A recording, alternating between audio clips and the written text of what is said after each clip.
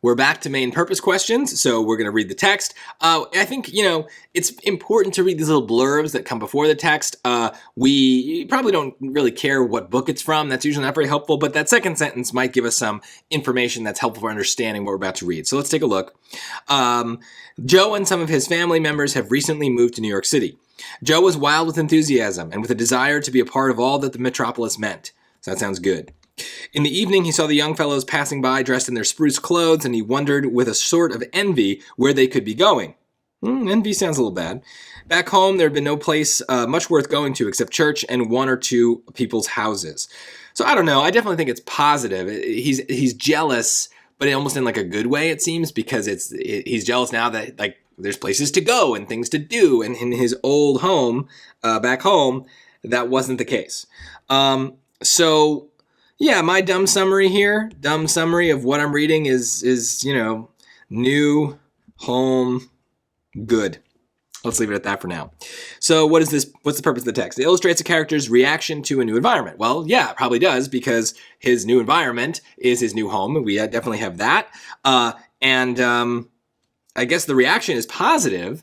Maybe it's a little negative with the envy thing, but luckily the word reaction doesn't care if it's positive or negative, right? That's a neutral word that can encompass both. So that's good for us, right? We saw this in an earlier question in this section, is we like it when SAT choices are vague, because that means they don't run the risk of going too far and saying something beyond what the passage is saying. So those weak answers, those vague answers, your teacher might not like those when you give them those kind of answers in school. But the SAT, you can't get rid of something because it doesn't say enough. We have to say, okay, it says enough to get the job done. That's all it is. Let's look at B, though. Let's keep going. It explains why a character has traveled to a city. Well, this choice is begging to be turned into a question. Why has Joe traveled to a new city? Well, it doesn't say, and at least not in the passage, right? It says they've recently moved to New York City, and maybe your guess is like with his family, right? So why is he there? He's with his family, so maybe that's a reason. But that's not in the passage, and we need it to be the purpose of the text. So this is no good. And I think even still, I'm kind of guessing at a reason, right? Like, why did the family move? That's kind of more of what they're asking for. So if you can turn an answer choice into a question, and then you cannot easily answer that question, that's not a good sign for that answer choice. It probably means that that question is not answered. It's not in the text, and so we don't have evidence of that answer. Choice C, it compares a character's thoughts about an event at two different times of day. Well, this is a little bit of a trap. I don't really see there being much about the daytime. I know that this is saying the evening, but it's not contrasting it. And I understand why this is tempting, because we do have this kind of positive to negative transition in the passage, but it's not about the same event, right? It's positive because he's just generally happy to be in this new city, but then this negative thing is very specific at kind of in the middle there. So it's not even the same event. This has got a lot of problems, and we've talked about this before on earlier videos for this section, that comparisons are risky. They're risky in answer choices. We need evidence directly of that comparison. I don't see it here, so that's a wrong answer.